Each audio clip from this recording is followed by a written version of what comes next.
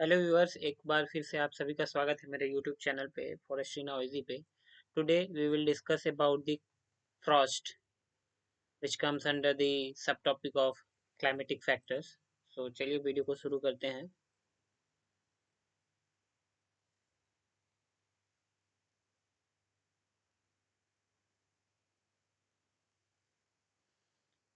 तो what basically frost is, तो frost here it means the lowering down of temperature. Okay, अगर हम बात करें फ्रॉस्ट की तो यहाँ जो टेम्परेचर है, सडनली जो टेम्परेचर है वो जो टेम्परेचर काफ़ी डाउन चला जाता है below the freezing point. Okay, lowering down of temperature below the freezing point, तब हम उसे फ्रॉस्ट कहते हैं। आपने सुना होगा कि बर्फीली हवाएं चल रही हैं, तो फ्रॉस्ट जो है जनरली उसे ही कहा जाता है जब जो हमारा टेम्परेचर वो क्या हो जाता है, फ्रीजिंग पॉइंट से बिलो चला जाए, तो वो फ्रॉस्ट का रूप ले लेता है। क्लासिफिकेशन की बात करें तो फ्रॉस्ट को हम लोग तीन पार्ट में क्लासिफाई करते हैं: radiation frost, advective frost and pool frost. ठीक है, अब आइए एक एक करके हम तीनों के बारे में देखते हैं। सबसे पहला है हमारा रेडिएशन फ्रॉस्ट। रेडिएशन फ्रॉस्ट ऐसे फ्रॉस्ट को कहते हैं जो बेसिकली क्या होता है, यहाँ पे सडन जो हीट लॉस होता है उसके कारण रेडिएशन फ्रॉस्ट का फॉर्मेशन होता है। जनरली इसकी कंडीशन ये है कि जो स्काई होनी चाहिए वो क्लियर होनी चाहिए रात में, क्लाउड नहीं होना चाहिए, क्लाउडी वेदर नहीं होना चाहिए। आपका क्या नहीं होना चाहिए? क्लाउडी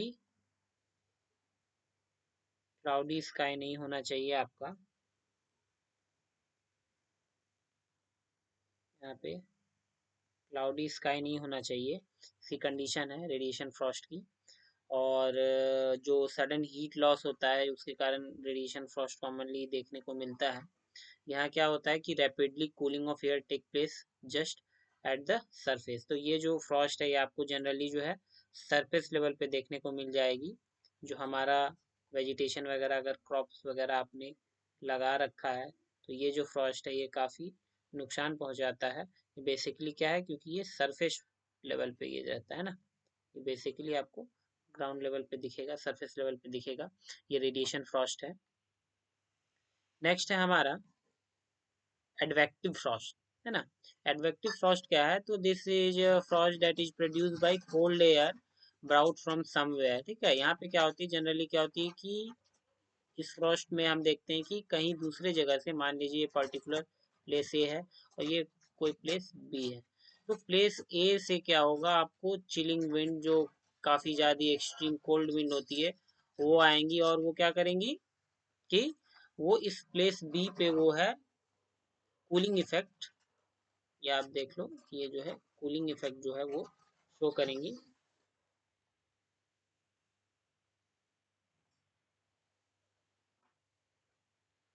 तो ये हो गया आपका एडवेक्टिव फ्रॉस्ट, कि कहीं और से, किसी दूसरे प्लेस से जो ठंडी हवाएं हैं वो आकर उस पर्टिकुलर प्लेस को जो है क्या कर दे रही है, वहाँ पे काफ़ी ज़्यादा कूलिंग इफेक्ट ला दे रही हैं।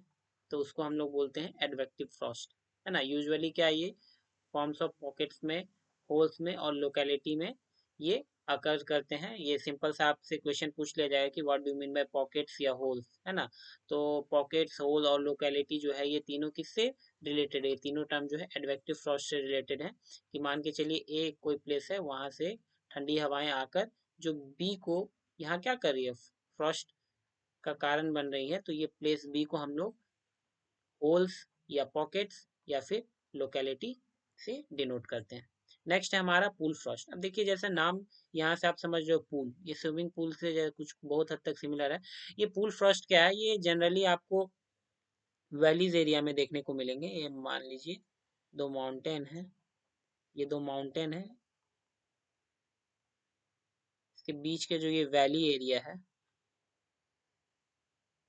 ना, तो ये पूल फ्रॉस्ट जो है ये वैली एरिया में फॉर्म करती है। क्या होते हैं कि ये ठंडी हवाएं धीरे धीरे ऊपर से ये नीचे की तरफ आती हैं और यहाँ पे आकर ये जमा हो जाती हैं, और यहाँ जो है ये वैली को क्या करती हैं, यहाँ पे कूलिंग इफेक्ट करती हैं और यहाँ पे ये फ्रॉस्ट जनरेट करती हैं, फ्रॉस्ट प्रोड्यूस करती हैं, और इसी को हम लोग पूल फ्रॉस्ट भी कहते हैं। अभी तक में हमने जो भी तीन टाइप के फ्रॉस्ट देखे उसमें से सबसे ज़्यादा जो हार्मफुल फ्रॉस्ट है ये आपका पूल फ्रॉस्ट ही है ना। जनरली ये वैली एरिया में देखी जाती है। एग्जाम्पल के तौर पे आप देहरादून को देख लो, है ना। This refers to the accumulation, यहाँ देखा क्या है, लिखा accumulation to a considerable depth of heavy cold air flowing down into natural depression from the adjoining region और एरिया, है ना। तो ये पूल फ्रॉस्ट का निर्माण करती है। पूल फ्रॉस्ट को हम लोग दो फ्रॉस्ट में और डिवाइड करके रखते हैं, एक है ग्लेज फ्रॉस्ट और एक है ग्राउंड फ्रॉस्ट, ठीक है। ग्लेज फ्रॉस्ट किसे कहेंगे, जब क्या है कि मान लीजिए बारिश हो रही है और सडनली जो वो आपकी जो रेन्स है वो काफी ज्यादा ठंडी हो गई है, काफी ज्यादा चिलिंग है ना, काफी ज्यादा फ्रीज हो चुकी है। एक सेकेंड, काफी ज्यादा फ्रीजिंग, आप ये फ्रीजिंग रेन, है ना। तो काफी ज्यादा जो फ्रीजिंग रेन हो जाता है, या फिर कहीं आप देखोगे कि मॉइस्चर है, मान के चलो आपका ये एक ग्राउंड लेवल है, यहाँ पे क्या है कि ग्रासेस वगैरह है ना, और आप क्या होता है कि मॉइस्चर जो है वो इन पे जमा हो जाता है। तो क्या होता है, ऐसे फ्रॉस्ट को हम लोग ग्लेश फ्रॉस्ट कहेंगे। वो क्या करते हैं, मॉइस्चर जो है यहाँ पे ये एक पतली सी आइस की लेयर ये बना देते हैं, है ना। आइस क्रिस्टल फॉर्म कर देते हैं। जनरली जो ये टेरेस्ट्रियल ऑब्जेक्ट पे देखा गया है ना, ये देखिए, it refers to the freezing of super cooled rain और moisture into a smooth coat, है ना। ये देखिए, smooth coat of ice on terrestrial object. तो इसको हम लोग क्या कहते हैं, ग्लेज फ्रॉस्ट कहते हैं। देन अगला फ्रॉस्ट जो हमारा है ग्राउंड फ्रॉस्ट है, ठीक है। नाम से ही पता चल रहा है कि ऐसे फ्रॉस्ट जो कि ये मेनली जो ग्राउंड लेवल पे ये फ्रॉस्ट अकर होता है, इसको हम लोग ग्राउंड फ्रॉस्ट कहेंगे, है ना। This refers to freezing confined to the ground level, है देखिए, यहाँ पे ग्राउंड लेवल पे ही ये फ्रीजिंग कन्फाइंड रहेगा। Ice crystal forming on the surface of object, soil और ग्राउंड और वेजिटेशन। यहाँ क्या होता है, ये जो ग्राउंड लेवल पे जो वेजिटेशन होती है, सॉइल होती है, इन सभी पे इस फ्रॉस्ट का इफेक्ट रहता है। तो इन सभी चीजों को हम लोग को ध्यान रखना हो। ग्लेश फॉरेस्ट क्या है कि ये जो आपको एक स्मूथ आइस क्रिस्टल फॉर्म कर देती है टेरेस्ट्रियल ऑब्जेक्ट पे, या नहीं तो ये क्या सुपर कूल्ड रेन है, इसे भी जो है हम लोग ग्लेश फॉरेस्ट जो होता है उसका कारण बनता है, सुपर कूल्ड रेन जो है। उसके बाद ग्राउंड फ्रॉस्ट में हम देखते हैं कि ऐसा फ्रॉस्ट जो है क्या है, आपका आइस क्रिस्टल वगैरह फॉर्म कर देता है सरफेस ऑब्जेक्ट पे, सॉइल पे एक लेयर बना देता है ना। तो ये ग्राउंड फ्रॉस्ट होता है। काफी ज्यादा ये आपको डिवास्टेटिंग इसका जो रिजल्ट है, काफी ज्यादा हार्मफुल है ये ग्राउंड फॉरेस्ट, क्योंकि इसमें क्या होता है कि जितने भी आपके फॉरेस्ट टॉप्स वगैरह होती हैं सारे के सारे डिस्ट्रॉय हो जाते हैं। देन है डैमेज ड्यू टू फ्रॉस्ट। क्या क्या डैमेज दे सकता है फ्रॉस्ट, तो the frost can do a lot of damage and injuries. तो some of I have mention here. पहला देखिए कि the young plants are affected and gets killed. जो जो हमारी जो नई नई सीडलिंग्स होती है ना, अब यहाँ देख लो, जो सीडलिंग्स होती हैं, तो ये क्या होता है, स्मॉल्स होते हैं, और इस केस में जो सडन यहाँ पे आपको फ्रॉस्ट होता है, ये क्या करते हैं, इन बेचारों को ये क्या करते हैं, किल कर देते हैं। दूसरा क्या है कि फ्रॉस्ट लिफ्टिंग। फ्रॉस्ट लिफ्टिंग किसे कहेंगे, ये आप मान के चलो, ये प्लांट है ना, ये इसका रूट हुआ, ये आपकी सॉइल है। सॉइल में जो मॉइस्चर प्रेजेंट होता है, सॉइल में जो मॉइस्चर प्रेजेंट होता है, वो क्या करता है, जब फ्रॉस्ट आती है तो वो क्या करती है, इन मॉइस्चर को क्या कर देती है, फ्रीज कर देती है, फ्रीज कर देती है। और फ्रीज करने से क्या होता है कि जो हमारा सॉइल का वॉल्यूम है, सॉइल वॉल्यूम जो है, सॉइल का वॉल्यूम वो क्या होता है, एक्सपैंड करता है ना, इंक्रीज करता है, एक्सपैंड करता है, जिसके कारण क्या होता है कि एक फ्रॉस्ट हीविंग, और हम लोग इसे फ्रॉस्ट लिफ्टिंग कहते हैं, क्योंकि ये जो आप देख रहे हो, ये जो रूट है, ये क्या होगा कि ये आपका यहाँ पे अपने नॉर्मल नॉर्मल जो इसका मान के चलिए, ये जो आपका नॉर्मल रूट लेवल, रूट का ये पोजीशन है सीडलिंग्स का, ये अब क्या होगा, ये रूट जो है ये बाहर आ जाती है। क्यों, क्योंकि जो फ्रॉस्ट है, फ्रॉस्ट के कारण क्या है, आपका सॉइल का जो है वो वॉल्यूम इंक्रीज हो रहा है। इंक्रीज होने से क्या होता है, वो क्या करता है, जो रूट का जो पोर्शन है उसको ये क्या करता है, ऊपर निकाल देता है।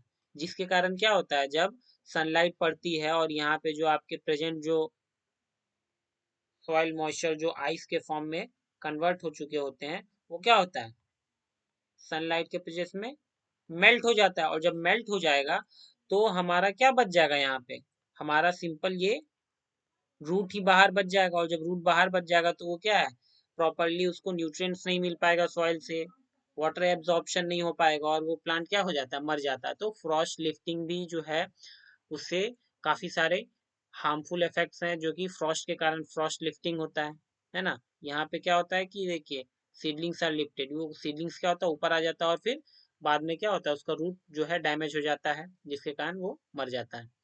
डायबैक ऑफ सीडलिंग्स हमने साल के केस में पढ़ा था। डायबैक ऑफ सीडलिंग एक्चुअली क्या होती है ना कि जो आपका अनफेवरेबल कंडीशंस होता है, उस कंडीशन में क्या होता है कि प्लांट्स के पास ऐसे मैकेनिज्म होते हैं कि अनफेवरेबल कंडीशन से डील करने के लिए वो खुद को क्या करते हैं, खुद को प्रोटेक्ट करने के लिए अपने आप को वो इनएक्टिव स्टेज में कर लेते हैं, ताकि फिर जो फेवरेबल कंडीशन आएगी उस कंडीशन में वो फिर से अपने आप को क्या कर ले, वापस से दोबारा पूरा पुनः स्थापित कर ले। तो डायबैक जो है, डायबैक की जो कंडीशन है यहाँ पे फ्रॉस्ट के केस में क्या होता है कि एक्सेसिव जो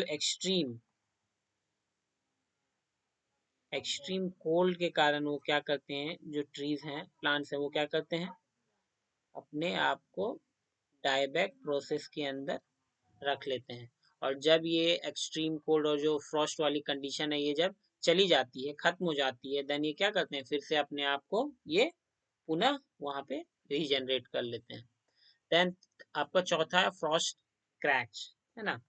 फ्रॉस्ट क्रैक्स क्या होता है एक्चुअली, यहाँ पे देखिए जो फ्रॉस्ट होती है, जो काफी सारी जो यहाँ फ्रॉस्ट है, जो चिलिंग विंड्स वगैरह है, तो ये क्या करती है कि जो आपके ट्रीज है, ये मान के चलिए आप कि जो ट्रीज है ना, ट्रीज का जो बार्क है, ये जो बार्क है यहाँ पे क्या होता है कि जो फ्रॉस्ट के कारण क्या होता है, यहाँ पे क्रैक्स पड़ जाते हैं, है ना, क्रैक्स पड़ जाते हैं, ये जो है क्रैक्स पड़ जाते हैं, और इन क्रैक्स में क्या होता है फिर आप देखोगे कि इनमें फंगल इन्फेक्शन पड़ जाते हैं, फंगल इन्फेक्शन। इस फंगल इन्फेक्शन के कारण क्या होता है कि ट्री जो है डिजीज हो जाता है, या फिर ट्री जो है अगर काफी सीवियर हो गया तो सीवियर केस में मर भी सकता है। और जनरली जो है फ्रॉस्ट के कारण ये आप फ्रॉस्ट क्रैक जो है ये आप जनरली ये कॉमनली आप इसको देख पाओगे, है ना। देन है कैंकर्स। कैंकर्स मैंने बताया ये जो आपका जो इन्फेक्शन वगैरह हो जाता है ना, फंगल इन्फेक्शन वगैरह हो जाता है काफी सीवियर लेवल पे, इसी को हम लोग कैंकर्स कहते हैं। ओके, नेक्स्ट अब हम देखते हैं, आइए। नेक्स्ट हमारा है कि फ्रॉस्ट से हम लोग जो रेजिस्टेंस है वो किस किस तरीके से फ्रॉस्ट से रेजिस्टेंस हम लोग को मिल सकती है, इस चीज पे हम बात करेंगे। एक सेकंड, स्लाइड हमारा नीचे चला गया। हाँ, तो ये देखिए, सबसे पहला तो मॉइस्चर कंटेंट, ठीक है। अगर आपके जो ट्रीज है उसके सेल का मॉइस्चर कंटेंट अगर ज्यादा हो, या फिर मान लो कि जो मॉइस्चर है सॉइल में उसका अगर मॉइस्चर कंटेंट अगर ज्यादा हो, तो फ्रॉस्ट जो है उसका इफेक्ट काफी कम होता है ना। देन दूसरा है टेम्परेचर। जितनी ज्यादा टेम्परेचर होगी उतना ही कम जो कूलिंग इफेक्ट होगा फ्रॉस्ट का वो हमें देखने को मिलेगा। देन है size of cell, size of cell of the plant. जितनी ज्यादा साइज रहेगी सेल की, मैं बात कर रहा हूँ अगर हम लोग प्लांट के सेल की साइज लेने, एक स्मॉल है एक लार्ज है, ठीक है। तो जितना ज्यादा लार्ज होगा सेल वहां उतना क्या होगा, एनर्जी फ्लो जो होगी वो उतना ज्यादा मैक्सिमम होगा, और इसके कारण क्या है आपका फ्रॉस्ट जो है काफी हद तक मिनिमाइज रहेगा। देन है फोटो पीरियड। फोटो पीरियड क्या है, ये टाइम पीरियड है during which the light is available to any plant और एनी लिविंग ऑब्जेक्ट, ठीक है। तो जितना देर तक वो सनलाइट के प्रेजेंस में रहेगा, जितना उसको लाइट मिलते रहेगा, तो क्या है वहां पे आपका उसका फ्रॉस्ट जो है ऑटोमेटिकली क्या होगा, फ्रॉस्ट का जो इफेक्ट होगा वो कम होगा। क्योंकि क्या है वहां पे क्या हो रहा है, वहां पे हम लोग देखेंगे कि वहाँ हीटिंग होगी, है ना। हमने पढ़ा था सनलाइट से क्या है, सनलाइट क्या करेगी, हीटिंग करती है, जिसके कारण जो है आपका फ्रॉस्ट जो है उसके चांसेस कम हो जाएंगे। अदर फैक्टर्स भी हैं, अदर फैक्टर्स में आपका ऑस्मोटिक प्रेशर है, परमिएबिलिटी है, फोटोसिंथेसिस है ना। ये सब भी फ्रॉस्ट रेजिस्टेंस में मदद करते हैं। देन आ जाइए आप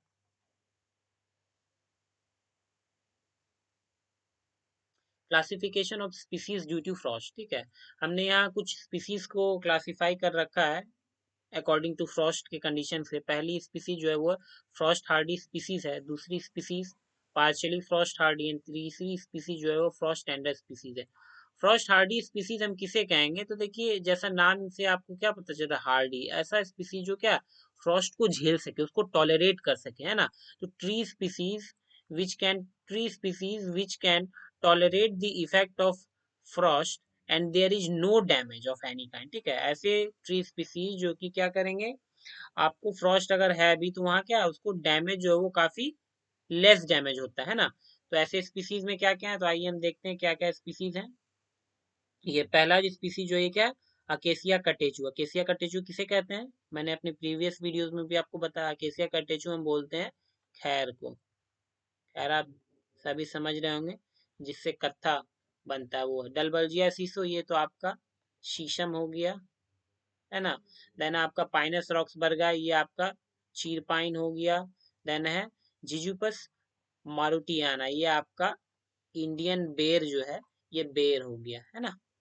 देन आपकी पार्शियल फ्रॉस्ट हार्डी स्पीसीज क्या है, ये ऐसी स्पीसीज है जो कि कुछ हद तक तो फ्रॉस्ट को टॉलरेट कर पाती है, but up to some extent. ये फुली जो है रेजिस्टेंस नहीं होती है, फुल्ली रेजिस्टेंट नहीं होती है फ्रॉस्ट की। ऐसे स्पीसीज में आपको स्पीसीज आ जाएंगी, ये देखिए ऐसे स्पीसीज में है आपके अडीना कार्डुफोलिया, कॉमनली से हम लोग हल्दू कहते हैं। देन डलबर्जिया, यहाँ लैटीफोलिया होगा, सॉरी यहाँ पे मैंने सीसो लिख दिया, यहाँ पे डलबर्जिया लैटीफोलिया होगा, लैटीफोलिया, है ना। ये लैटीफोलिया होगा, डलबर्जिया लैटीफोलिया। डलबर्जिया लैटीफोलिया को हम लोग ब्लैक शीशम भी कहते हैं। देन है मोरस अल्बा, इसे हम लोग सहतूत बोलते हैं। देन है पोंगामिया पाइनाटा, करंज, ये आपका करंज हो गया, ये आपका करंज हो गया। देन है पाइनस वाली चाइना, इसे हम लोग ब्लू पाइन भी कहते हैं, है ना, ब्लू पाइन कहते हैं। देन है आपका फ्रॉस्ट टेंडर स्पीसीज, नाम से ही पता चल रहा है ऐसी स्पीसीज जो कि क्या है फ्रॉस्ट को टॉलरेट नहीं कर सके ना, which can't tolerate frost and very much sensitive toward the damage due to frost. ऐसे ट्री स्पीसीज में आपका आ जाएगा acacia nilotica, acacia nilotica that means बबूल है। देन आजादी रहता इंडिका, ये आपका नीम हो गया। देन ये आपका साल हो गया, ये आपका टीक हो गया, एंड ये आपका अर्जुन हो गया, है ना। तो these are some frost tender species, ठीक है। तो on the basis of frost we have classified species into three, that is frost hardy species, partially frost hardy and frost tender। Frost Hardy क्या है, ऐसे ट्रीज जो कि काफी अच्छे से फ्रॉस्ट का सामना कर सकते हैं और कोई भी डैमेज वगैरह उनको नहीं होता फ्रॉस्ट से। दूसरी कैटेगरी में हमने देखा partially frost Hardy. Partially frost Hardy ऐसे हैं जो कि क्या है कुछ हद तक तो फ्रॉस्ट को बर्दाश्त कर सकते हैं, झेल सकते हैं, टॉलरेट कर सकते हैं, बट ये फुली जो है रेजिस्टेंट नहीं होते हैं, है ना। स्पीसीज हमने बताया आपको। देन अगली जो है कैटेगरी है ये फ्रॉस्ट टेंडर स्पीसीज है। इसमें क्या है कि ऐसे स्पीसीज जो कि काफी सेंसिटिव होते हैं फ्रॉस्ट के डैमेज से, है ना। तो इन तीनों में हमें बांटना है। अब अगली जो है ये हमारा प्रोटेक्शन। हमने देखा फ्रॉस्ट क्या होता है, फ्रॉस्ट से रेजिस्टेंस कैसे मिलती है ना। देन हमने ये देखा कि फ्रॉस्ट क्या क्या हार्म पहुंचा सकता है। अब फ्रॉस्ट से हम कैसे बचें, है ना, उसका हम लोग प्रोटेक्शन देखते हैं। तो प्रोटेक्शन की बात करें तो 3 लेवल्स पे हम लोग को प्रोटेक्शन करने की जरूरत होती है। पहला जो है हमारा, ये हमको करना है, पहला तो ये आपका नर्सरी स्टेज पे, दूसरा प्लांटेशन स्टेज, और तीसरा रीजनरेशन। नर्सरी से हम शुरुआत करते हैं। तो पहले क्या है, नर्सरी में हम लोग जो प्लांट्स वगैरह, जो सीडलिंग्स वगैरह रेज करते हैं, यहाँ ये काफी एसेंशियल हो जाता है और ये काफी ज्यादा सेंसिटिव भी होता है ना। इन तीनों स्टेजेस की बात हम करें तो उसमें सबसे ज्यादा सेंसिटिव जो है नर्सरी स्टेज में होता है। नर्सरी स्टेज में जो हमारा सीडलिंग्स है, सैपलिंग्स है, इसको फ्रॉस्ट से प्रोटेक्शन देना काफी ज्यादा इंपॉर्टेंट हो जाता है, क्योंकि सबसे ज्यादा सेंसिटिव अगर फ्रॉस्ट कहीं है प्लांट तो वो नर्सरी स्टेज में ही होता है ना। तो हम यहाँ क्या करेंगे, उसको बचाने के लिए शेड प्रोवाइड कर देते हैं। मान के चलिए हमारा एरिया है, यहाँ पे प्लांट्स वगैरह लगे हुए हैं, तो हम क्या करेंगे, इसको फ्रॉस्ट से बचाने के लिए हम यहाँ पे शेड प्रोवाइड कर देंगे, ताकि जो फ्रॉस्ट है, जो कि कोल्ड विंड्स है ना, जो फ्रॉस्ट वगैरह वो डायरेक्ट क्या है इन पे ना आए, जिनके कारण क्या है ये बच जाएंगे, यहाँ पे फ्रॉस्ट हीविंग और फ्रॉस्ट लिफ्टिंग जैसी समस्या ना देखने को मिले। ठीक है। देन दूसरा हम लोग क्या कर सकते हैं, मान के चलिए अगर आप शेड प्रोवाइड नहीं करा रहे हो तो आप क्या करो कि शेड के अल्टरनेट में हम लोग क्या करते हैं कि फायर लगा देते हैं ना। यहाँ पे क्या हुआ, आपने आग लगा दी, आग लगाओगे क्या होगा, धुआं आएगा, है ना। और ये धुआं क्या होगा, ये जो आपका एरिया है यहाँ पे क्या धुआं जो है ये फैल जाएगा, एक डेंस ये आ जाएगा, और ये क्या करेगा, ये जो स्मोक है, जो आपने स्मोक क्रिएट करा थ्रू इससे आग लगा के जो आपने स्मोक जनरेट किया, ये क्या काम करेगा, ये काम करेगा क्लाउड की तरह, है ना। और हमने अपने जो पिछले हमने आपको यहाँ बताया है कि ये देखो, यहाँ जो फ्रॉस्ट है, जो जनरली आपका रेडिएशन फ्रॉस्ट होता है, वो क्या है, उसके लिए कंडीशन क्या है कि स्काई क्या होनी चाहिए, क्लियर होनी चाहिए, है ना। तो क्लियर स्काई होगा तो फ्रॉस्ट क्या होता है, ज्यादा हार्म करता है। और कंडीशन भी है कि रेडिएशन फ्रॉस्ट होने के लिए क्या होना चाहिए, रात में जो है स्काई काफी क्लियर होना चाहिए, तभी रेडिएशन फ्रॉस्ट वो बनेगा। तो यहाँ पे हम क्या करते हैं कि आपको आग लगाने लगा के एक आर्टिफिशियली हम लोग क्लाउड जनरेट कर दे रहे हैं, स्मोक जो है वो क्लाउड का काम कर रहा है, और इससे क्या होता है कि फ्रॉस्ट जो है वो प्लांट्स को, नर्सरी प्लांट्स को हार्म नहीं पहुंचा पाते हैं, है ना। तो इन दो तरीके से हम लोग प्रोटेक्ट करते हैं। तीसरा तरीका क्या है कि आप अर्ली मॉर्निंग में क्या करो कि प्लांट्स को वाटर दे दो, है ना। उससे क्या बेनिफिट होता है मैं आपको बता रहा हूँ, देखो कि जैसे कि आपके ये प्लांट्स वगैरह है ना, ये प्लांट्स है, ये रूट है, ये क्या होता है, रात में मान के चलिए फ्रॉस्ट पड़ा तो क्या है, यहाँ पे आइस जो है ये क्या थोड़े जम जाते हैं ना, यहाँ पे मान के चलो ये आइस क्रिस्टल है, यहाँ पे ये आइस क्रिस्टल है ना। अब जब हम क्या करेंगे अर्ली मॉर्निंग में, जो यहाँ पे इसको वाटर देंगे, आप इस पे वाटर डालो, इरिगेशन जो है, इरिगेशन करने से, मॉर्निंग इरिगेशन से एक फायदा क्या होता है कि ये आपको मॉर्निंग इरिगेशन में, मॉर्निंग इरिगेशन से क्या होता है कि यहाँ पे जो आपके जो मेल्टेड आइस हैं, सॉरी आइस जो क्रिस्टल फॉर्म किए हुए रहते हैं, ये क्या हो जाते हैं, ये आपका मेल्ट हो जाते हैं, है ना, मेल्ट हो जाते हैं। मेल्ट हो जाने से क्या होता है, जो हमारा रूट जो है, जो यहाँ पे सॉइल मॉइस्चर जो है क्या होता है, फ्रीज हो जाता है। तो जब वो मेल्ट हो जाएगा तो वापस से क्या होता है, जो हमारा रूट है वो काफी आसानी से वाटर को एब्जॉर्ब कर पाता है, मिनरल्स को एब्जॉर्ब कर पाता है। बट वही अगर वो फ्रीज फॉर्म में रहता है, आइस क्रिस्टल फॉर्म में रहता है, तो क्या प्लांट्स जो है मिनरल्स न्यूट्रिएंट्स प्रॉपरली नहीं ले पाता है, और जिसके कारण क्या हो जाती है, उसकी डेथ हो जाती है। ठीक है। तो हमने तीन तरीका जाना नर्सरी में कैसे कैसे प्लांट्स को हम लोग प्रोटेक्ट कर सकते हैं फ्रॉस्ट से। पहला तो उसको शेड प्रोवाइड कर देना है। दूसरा क्या है, दूसरा हमें उसे स्मोक स्क्रीन लगाना है ना, फायर लगा देंगे स्मोक स्क्रीन जो कि क्लाउड की तरह एक्ट करेगा। तीसरा है अर्ली मॉर्निंग में हम लोग को इरिगेशन कर देना है। चौथा क्या, आप मल्च का यूज करो। मल्च क्या होता है एक्चुअली, जैसे देखो ये जो प्लांट्स वगैरह है ना, तो हम लोग क्या करते हैं, प्लांट का जो सरफेस एरिया होता है, जो ग्राउंड के पास वाला एरिया होता है, रूट का एरिया होता है, वहां पे हम क्या करेंगे, ये जो रूट है ना, यहाँ पे हम क्या करेंगे कि यहाँ पे ग्रासेस वगैरह को से कवर अप कर देते हैं ना, ये ग्रासेस वगैरह से कवर कर देते हैं।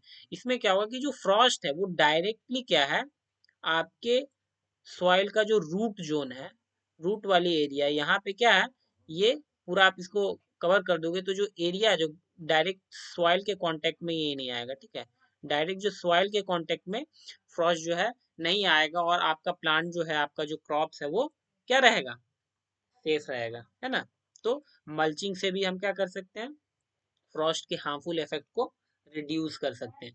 देन पांचवा क्या है, पांचवा हमारा है कवरिंग विद सीड्स। ठीक है। यहाँ पे मल्च में हम लोग यूज करते हैं, ग्रास वगैरह यूज कर लिए, है ना, ग्रास यूज कर लिए, कुछ वीड्स वगैरह हैं तो वीड्स को हम लोगों ने उखाड़ के यूज कर दिया, क्योंकि कहीं ना कहीं तो वीड्स का एक यूज होना चाहिए, ऐसे ही भी तो ये बेचारा वीड्स जो है ये इसका कोई यूज नहीं है, तो हम लोग क्या करते हैं, उसको मान के चलिए खरपतवार वगैरह वगैरह है, आप उसको कबाड़ उगाड़ लीजिए और फिर क्या करिए, एज ए मल्च के तौर पे हम इसको यूज कर सकते हैं।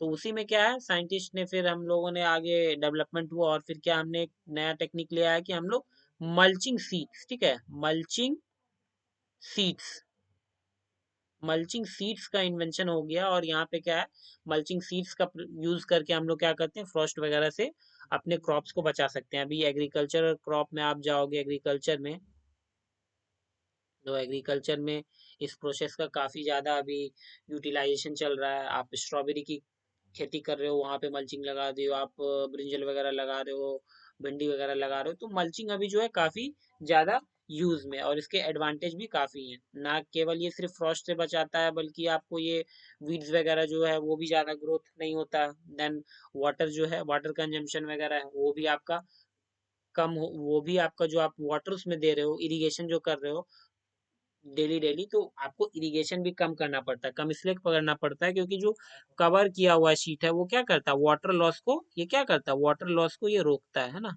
वाटर लॉस को क्या करता है, ये कम करता है, जिसके कारण आपको डेली डेली उसमें इरिगेशन भी करने की जरूरत नहीं है ना। तो ये हो गया। अब देखिए, अब बात करते हैं हम लोग प्लांटेशन स्टेज की। ठीक है, अगर हम प्लांटेशन स्टेज की बात करें, तो यहाँ पे आप देखो, यहाँ पे हम लोग को दो तीन चीज पे ध्यान देना है, weeding, shelterwood, nurse crop and shelter belt. Weeding क्या है, हमें ध्यान देना है कि जो अगर प्लांटेशन कोई क्रॉप्स वगैरह है प्लांटेशन में, तो हम लोगों को क्या करना है, जो वीडिंग है वो कोशिश ये करनी है कि सितंबर मंथ के बाद, है ना, मंथ ऑफ सितंबर के बाद हम लोगों को वीडिंग जो है बिल्कुल भी नहीं करना है।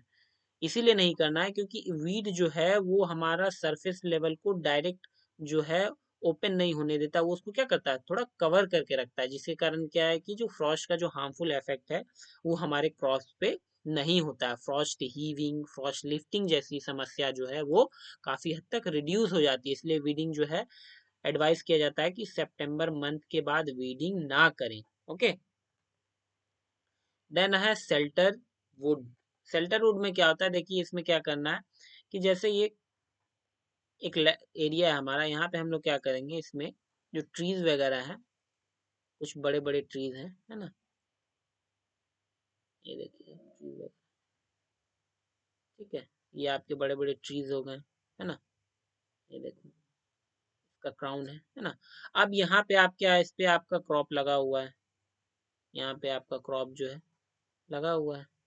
अब यहाँ क्या है, शेल्टर वुड का मतलब क्या है कि हम लोग ऐसे ट्रीज लगा के उसको शेल्टर प्रोवाइड कर दें, है ना। ये जो तीनों ट्रीज है, ये देखो, ये जो है, इनके क्राउन क्या है, आपस में ओवरलैप कर रहे हैं, और ये क्या है कि जो हमारा एरिया है, जो हमारा क्रॉप है, इसको डायरेक्ट कांटेक्ट से बचाएंगे, जो कि हमारा आपका जो फ्रॉस्ट है वो फ्रॉस्ट जो है डायरेक्ट हमारे क्रॉप तक नहीं पहुंचेगा, जिसके कारण क्या है, हमारा क्रॉप जो है वो प्रोटेक्शन में रहेगा। तो इसको हम लोग शेल्टर वुड सिस्टम कहते हैं। देन अगला हमारा है नर्स क्रॉप, है ना। नर्स क्रॉप क्या होता है, तो नर्स क्रॉप जो है, जैसे कि देखिए आप यहाँ कुछ हद तक मैं आप समझाने को, नर्स, ठीक है, यहाँ पे नर्स से आप ये समझ लो कि जैसे मेडिकल वगैरह में हम लोग जानते हैं, तो नर्स क्या करती है, आपकी केयर वगैरह करती है और ठीक करती है। तो नर्स क्रॉप में भी हम लोग ये करना है कि जो एरिया है वहाँ पे हम लोग सबसे पहले क्या करते हैं, हम अपने क्रॉप को प्रोटेक्ट करने के लिए, अपने क्रॉप को प्रोटेक्ट करने के लिए हम लोग सबसे पहले वहाँ क्या लगाते हैं, हम लोग वहाँ सबसे पहले नर्स क्रॉप लगाते हैं। नर्स क्रॉप का काम ही क्या होता है कि हमारा जो मेन क्रॉप है ना, ये हमारा मान के चलो मेन क्रॉप है, ये हमारा मेन क्रॉप है, और ये जो हमने लगा रखा है ये हमारा नर्स क्रॉप है। तो नर्स क्रॉप का काम ही ये होता है कि ये फ्रॉस्ट से हमारे मेन क्रॉप को प्रोटेक्ट करे, ठीक है, ताकि जो हमारा जो सॉइल है ना, सॉइल जो है वो डायरेक्ट कांटेक्ट में ना रहे, जिसके कारण फ्रॉस्ट लिफ्टिंग वगैरह जैसी समस्या वगैरह भी काफी हद तक कम हो जाए, है ना। तो नर्स क्रॉप का ये काम होता है। नर्स क्रॉप से भी हम लोग प्लांटेशन में फ्रॉस्ट से छुटकारा पा सकते हैं। Then shelter belt. Shelter belt क्या है कि मान के चलिए ये आपका एरिया है, ये मैंने बता दिया, ये आपका एरिया, ठीक है। हम क्या करेंगे, इस एरिया के अराउंड बड़े बड़े ट्रीज लगा देंगे, है ना, इस एरिया के अराउंड बड़े बड़े ट्रीज लगा देंगे, ये चारों तरफ से। अब क्या होगा कि कहीं से भी जो कोल्ड विंड्स हैं, जो फ्रॉस्ट वगैरह है, कहीं से भी अगर आए तो क्या है, वो आपके जो एरिया है, जो आपका क्रॉप लगा हुआ है अंदर पे, उसको कहीं से भी ये क्या करेगा, डैमेज नहीं कर पाएगा, हानि नहीं पहुंचा पाएगा, है ना। तो शेल्टर बेल्ट इसे कहते हैं, ठीक है।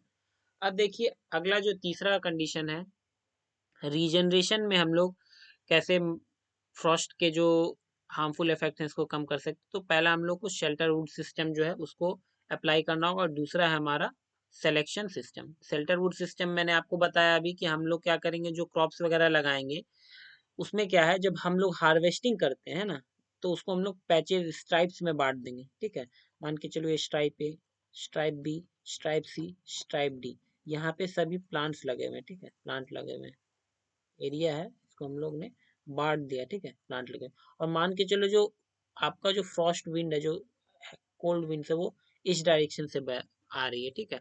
तो हम लोग क्या करेंगे, जो हार्वेस्टिंग हमारा होगा, जो रीजनरेशन फेलिंग हम करेंगे, वो हमेशा क्या करेंगे, जो विंड का डायरेक्शन है, प्रोग्रेसिव विंड का डायरेक्शन, उसके अपोजिट में हम लोग हार्वेस्टिंग करेंगे। जैसे मान के चलिए जो विंड है, प्रोग्रेसिव डायरेक्शन कहाँ है, इस डायरेक्शन में, तो हम क्या करेंगे, जो रीजनरेशन फेलिंग होगा वो इसके अपोजिट में करेंगे। दैट मीन्स कि हम लोग पहले जो हमारा स्ट्राइप ए है ना, पहले हम इसको हार्वेस्ट करेंगे। इससे क्या होगा कि जो हार्मफुल विंड्स आ भी रहे हैं तो क्या है, उसको यहाँ जो ट्रीज पहले से लगे हैं वो इसको क्या करेंगे, रोक लेंगे, और हमारा यहाँ जो रीजनरेशन फेलिंग है, तो रीजनरेशन फेलिंग करने के बाद क्या होगा, ये एरिया जो है क्या हो जाएगा, ये तो ब्लैंक हो जाएगा। तो यहाँ पे जो हम लोग सीडलिंग सैपलिंग्स वगैरह लगाएंगे, उस तक जो है फ्रॉस्ट डायरेक्ट हार्मफुल इम्पैक्ट ना डाले, वो ये ट्रीज उसको बचा लेंगे।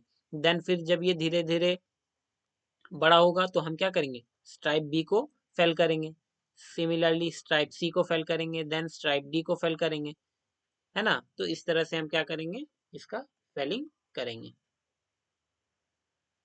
सिलेक्शन सिस्टम में क्या करते हैं हम लोग, कि मान के चलिए एक प्लॉट है, इसमें हम क्या करेंगे, बहुत सारे ट्रीज वगैरह है ना, यहाँ पे ट्रीज हैं।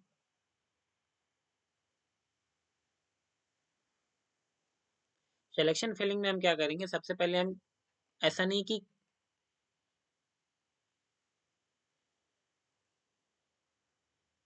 क्लियर सेल कर देंगे। क्लियर सेल मीन्स क्या होता है कि आप जो है अपने एरिया है उसको क्या करो, एक बार जा रहे हो सीधा सीधा क्लियरली फेल कर दो, टोटली हार्वेस्ट कर दो। तो हम लोग क्लियर फेलिंग सिस्टम नहीं करेंगे ऐसे एरिया पे जहाँ पे क्या है, फ्रॉस्ट है ना।